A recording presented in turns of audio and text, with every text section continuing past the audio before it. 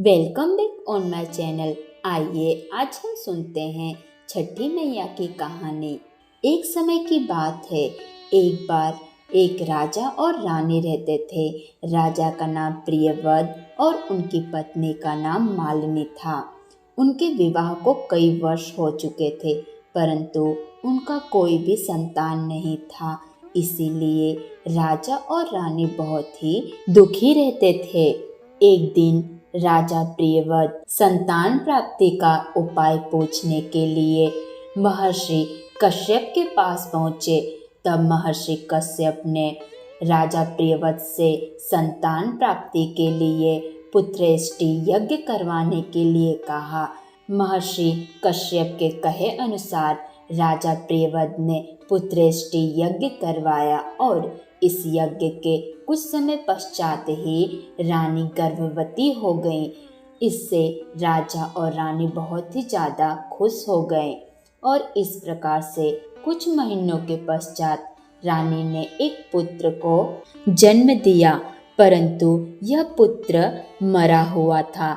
जैसे ही इसकी खबर राजा को मिली तो राजा बहुत ही ज़्यादा दुखी हो गए और राजा ने अपने प्राण त्यागने का निर्णय कर लिया।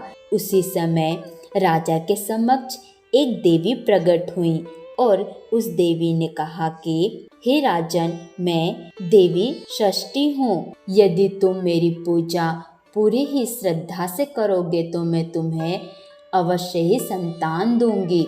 और इस प्रकार से देवी के कहे अनुसार राजा प्रियव्रत ने कार्तिक माह के शुक्ल पक्ष की षष्ठी तिथि को षष्ठी मैया अर्थात छठ माता की पूजा की और इस प्रकार से माता षष्ठी अर्थात छठी मैया के आशीर्वाद से रानी गर्भवती हो गई और उन्होंने एक सुंदर पुत्र को जन्म दिया।